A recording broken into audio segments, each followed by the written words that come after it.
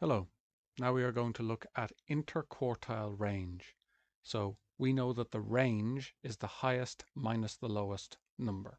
So to find the range of our data, we'd arrange it from smallest to biggest, and then we would get the biggest number minus the smallest number, and that's going to give us our range.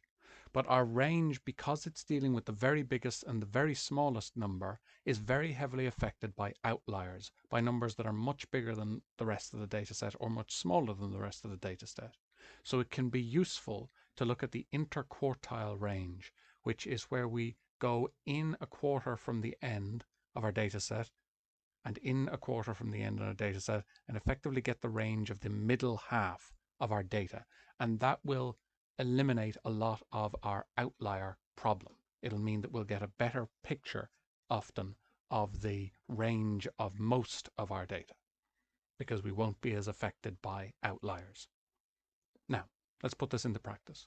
As with any range, if we have our data set here, and in this case we're dealing with the heights of 9 people in meters written to one decimal place. So this person is 1.8 meters tall, this person is 1.7, this person is 1.2 meters tall. So we have these 9 people, and we want to know what is their range and then what is the interquartile range of their heights. So if we want to learn anything about range, or particularly interquartile range, we need to arrange things from smallest to biggest. So what we are going to do then,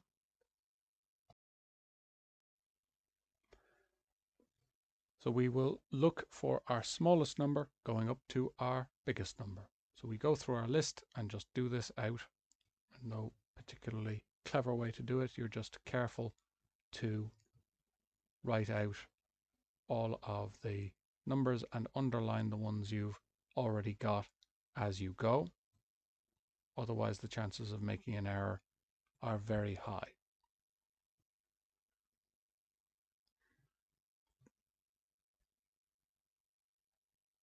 And we just go through and eliminate all of them.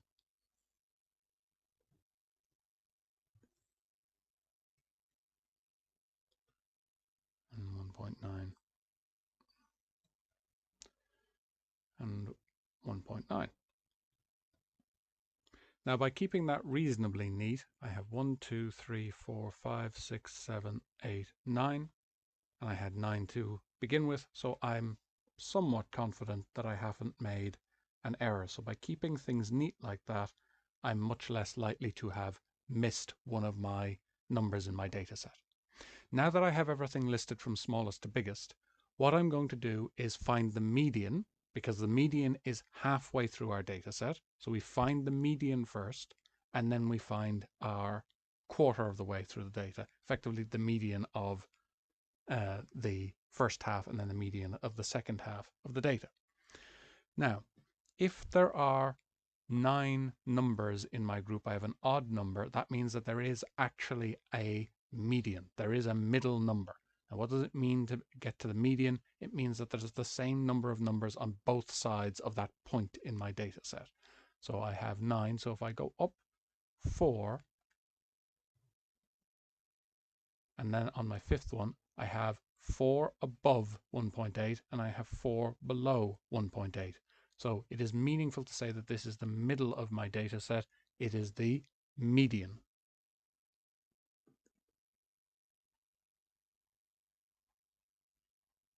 And as we said before, the interquartile range is going to be from a quarter of the way in from our data on either end. So we go a quarter of the way in and a quarter of the way in, and they're going to be where we put our quartiles.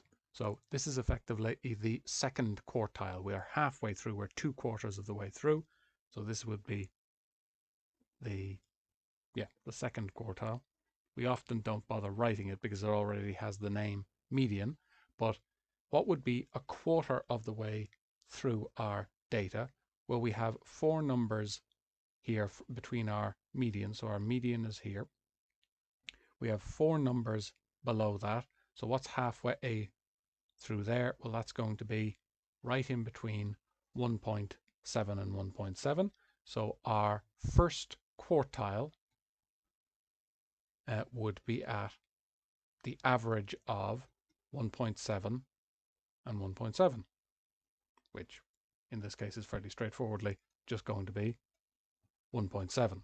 So that's our first quartile. We're a quarter of the way through our data. So we find the median, which is 2/4 of the way through our data, and then we use that middle to figure out, well, what's halfway through the first half and halfway through the second half is going to give us our third quartile. 3/4 of the way through our data set is going to be here. That's quartile 3. And that is going to be in between 1.8 and 1.9. So we have to get the average of those two. Just like if we had an even number of numbers in our data set, the median would be the average of the two middle numbers. So we get 1.85. So what does that tell us? It tells us that the interquartile range, interquartile, so between the quartiles that we usually deal with, is going to be the interquartile range. I'll write that down. Interquartile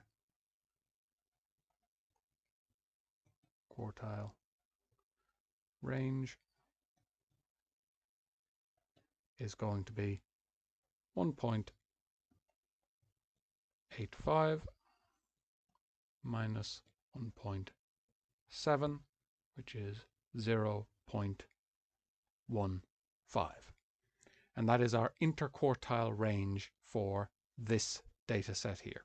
So again, order from smallest to biggest, find your median, and that's going to tell you your halfway point. And then down from that, you get the first quartile, and up from that, you get the third quartile, 3/4 of the way through your data set. And you get the difference between them, and that gives you your interquartile range. And just to be sure we're all okay with it, the range of this data set, just the normal range, would be 1.9 minus 1.2 is going to be 0.7. So you can see the fact that 1.2 is way down. If we ignored 1.2, we'd have quite a tightly clustered together group. But because this 1.2 is a real outlier, it is way, way smaller than everybody else.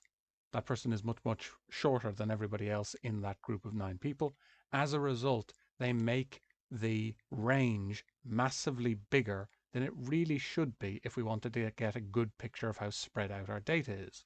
So this is the advantage of the interquartile range. It steps us in a quarter from each end so that we get a better picture of what's going on in the bulk of our data set. Now, that was what happened if we had an odd number of people. I'm just going to go through a quick example of what happens if you have an even number in your data set. I've already organized these from smallest to biggest. That's an 8. So we have 2, 2.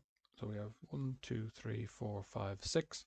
So to get the median of this data set, if we want to get the interquartile range now, to get the median of this data set, we'd be going for halfway through the data set. Well, there's no number that's halfway through the data set, so our median is kind of in between these two.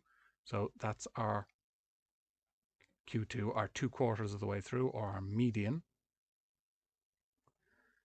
is going to be the, I'll just write it down, would be the average of our two middle pieces. So we would end up with 5 as our median. And then the numbers that are, we want to get the numbers halfway down and halfway up from the rest of the data set. So this is 2 is at 1/4 of the way through our data set. So it is very straightforwardly just 2. We don't need to get our average this time. And here 7 is 3/4 of the way through our data set. So the interquartile range, which I'm just going to call IOR,